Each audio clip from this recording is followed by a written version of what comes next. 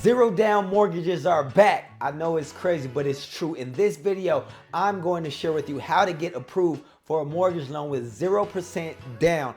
Also, how you can buy your first home, maybe even your second home, or maybe even become a real estate investor. Yes, I'm going to share with you all the secrets. Let's go.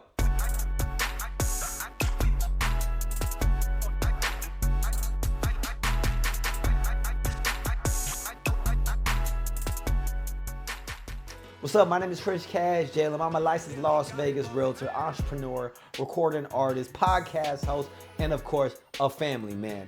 I firmly believe that real estate is the best way to become financially independent because you literally have so many benefits that I'm going to share with you in this video. This is the best part. You can get started for 0% down, essentially 100% financing using a real loan. Real estate is considered the #1 way to wealth because 90% of millionaires have been created through real estate. It's important to note that many people in many groups have been left behind because there were many laws and restrictions on how they can get approved for mortgages.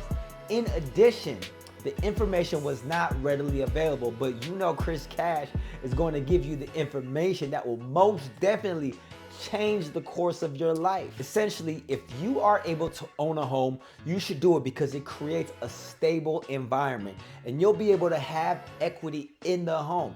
In many cases, the home can be passed down to your children and has many different benefits. The first thing is equity. What is equity and appreciation in real estate? Whenever you buy a home, you actually will have some equity in the home because of appreciation, which I'll talk to you in a couple seconds, but let's think about it. If you buy a home and you find maybe a $200,000 starter home, right? You put down even just $10,000 down, that would be considered equity in the property. And then over time, the property is gonna go up in value. That's number 2, that's appreciation.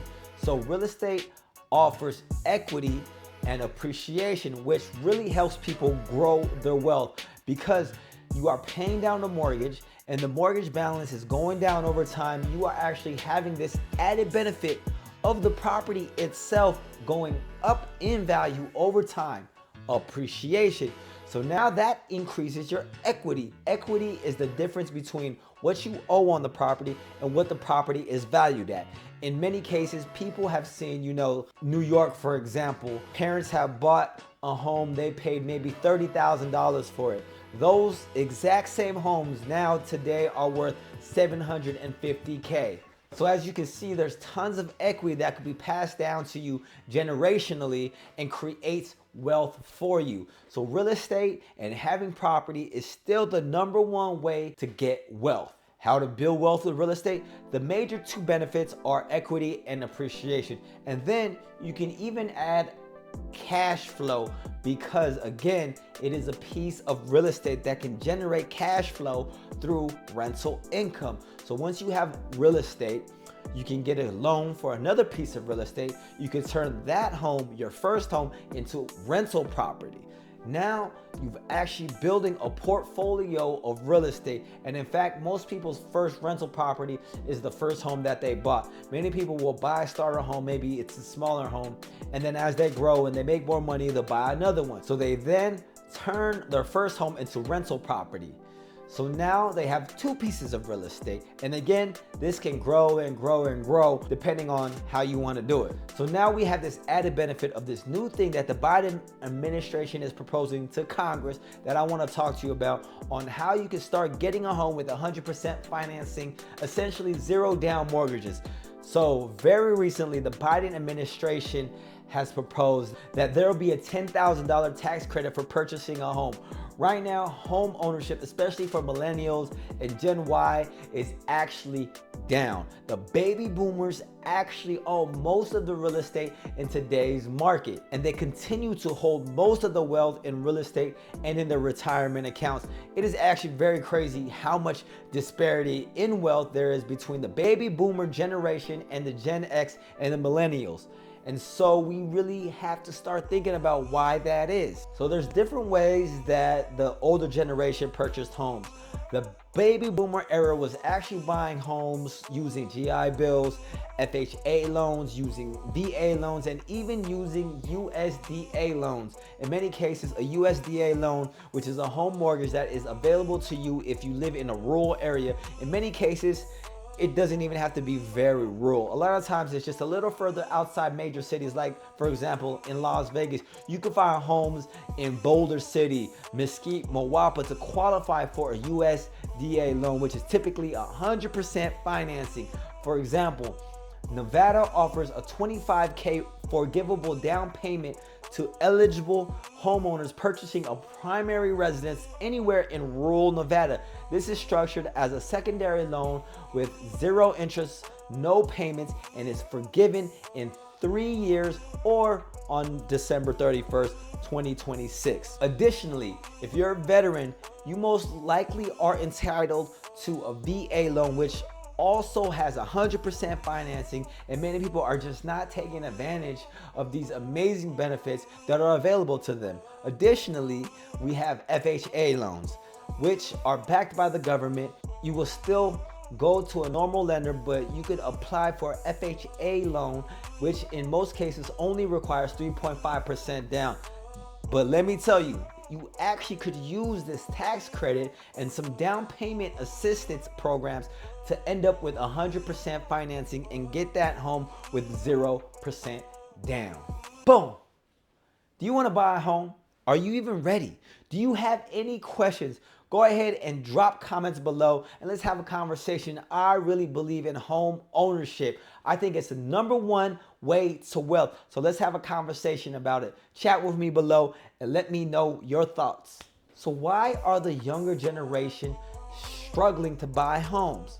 We are currently in a situation where home affordability is at its lowest since 1984. CNN currently says that 38% of median household income is required to make the monthly payment on the average home purchase, and typically a home is considered affordable if that number is below 30%. This unfortunately has resulted in 99% of the United States being unaffordable for the average American making $71,000 a year. Comparatively, this means that depending on where you live, you could require an income that's 70% higher than what you needed back in 2020. So if you want to put that in actual numbers, buyers in San Diego need to make $273,000 a year to afford the average home. Los Angeles needs $279,000 and San Jose requires $454,000. So in Las Vegas, in order to afford this, first-time home buyers in Las Vegas should make $92,000 per year, and that's up 6% from 2023. However, the median income in Las Vegas is $78,000, meaning the typical resident often can't afford a starter home. It is absolutely abysmal how hard it is for people to get qualified for a loan. Many of the millennials and the Gen Xers and Y say the reason why they are not buying homes and baby boomers own all their homes is because of student loan debts. In different gig economies, many of us are not working stable jobs where we have the pay stubs and the tax returns that are required to get qualified. Well, if that's the case, there's many different programs and different products that can help you with that situation, and I could further talk to you about that if you drop comments. But I'm gonna tell you first, if you are someone that works a job and has a stable income, have the W-2s, how you can actually use a government loan and the down payment assistance and the $10,000 tax credit that's being proposed that actually hasn't been approved yet, but most likely it will be. So with that, people are going to be able to get a $10,000 tax credit just for buying a home. The government wants to encourage and get people to buy homes because it does boost the economy. Home ownership, again, helps you personally because it creates stability. As for the government's perspective, obviously there's a lot of interest charged on mortgages, but there is also an economy that we could call an economic multiplier effect. So when you buy a home, you have to pay utilities, you get the internet, you buy furniture, your kids go to school, you buy a lawnmower. So it actually creates lots of economic activity. And so it is one of the reasons that the US government is always incentivizing and trying to get people to buy homes. It is usually a problem when home ownership declines and when people stop buying homes. So let's get into the number one way that you can get a down payment assistance program and get this 100% financing. How to buy a home with down payment assistance programs. So assistance programs have been around for very many years. They just haven't been utilized very much. So a down payment assistance program is where you get a grant or you can get a subsidized loan for your down payment. These are programs incentivized to get you to become a home owner. They are usually only available for first-time home buyers and to people buying a primary residence. This is not if you're trying to be a real estate investor and flip houses and things of that nature. But the great thing about it is in many cases, you can use it to buy more than one unit, meaning you can buy a single family home that is a duplex, triplex, or fourplex. You literally can live in one of the units and rent out the others and still use a down payment assistance program and still use a government loan like a FHA loan, a VA loan, or even a conventional loan. So the great thing about it is down payment assistance programs are available in almost every single state, and they've been for many, many years. However, most people have not been applying for them or looking to buy a home, and in many cases, they've been underfunded where people open up the down payment assistance and all the money and all the funding are already wiped out. In fact, there is multiple options available out there depending on a case-by-case basis. It's important to reach out to your lender to verify what would work best for your scenario, as the different programs change all the time. Sometimes the grants run out of funding. Down payment assistance loans are available to those who don't qualify for the grants. Again, this is something a lender will be able to verify for you for the current standings at the moment. And to reiterate, there are different forms of down payment assistance programs, usually in two forms. A down payment assistance can be just given to you as a grant, and in return, you will be given that money at the closing. It will go directly to the title company as the down payment, but you will sign something agreeing that this is a primary residence and that you intend to stay in the home for a certain amount of years. You won't sell the home. Typically, you're gonna have to stay in the home for 5 years, something to that effect, and then they will forgive the loan altogether or give you the grant. The second down payment assistance is actually a loan. So it will actually be a loan to you that you don't have to make any payments on. You apply for it. It will be a loan that has no payments. And again, you are agreeing that you are going to live in the home.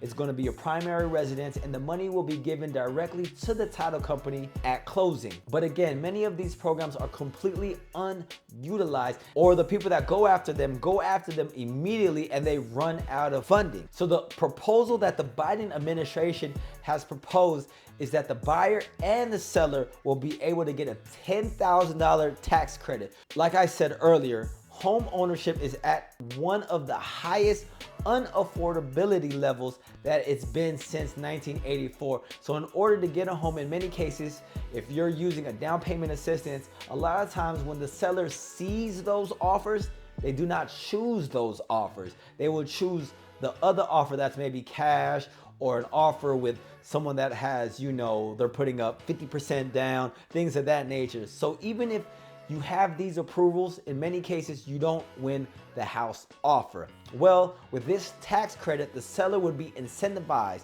to sell their home to a first-time home buyer. So not only will you as a buyer get a $10,000 tax credit, the seller is actually getting a $10,000 tax credit as well. So now both parties are incentivized to buy and sell homes. The thought with the Biden administration is that this will help people put their homes on the market, because part of the reason that the homes are unaffordable is because there's low inventory. The supply is very low and the demand is very high. Okay, so if there's a lot of demand and no supply, prices are high. And so the Biden administration has proposed that the seller gets a $10,000 credit for selling their home to a first-time home buyer, and the buyer who was a first-time home buyer gets this $10,000 credit as well. And so now both parties are incentivized to buy a home. And so that is why I think you should buy a home as well. This is how to buy a home with 100% financing, and most importantly, how to grow your wealth. So if you found any of this information helpful, please go ahead and hit the like button, hit the subscribe button for more videos, and talk to me. I will talk back. My name is Chriscashjalem, your go-to Las Vegas realtor. And again, if you have any questions about anything, feel free to reach out to me. I will most definitely be happy to help you. And let's go ahead and build this wealth, baby.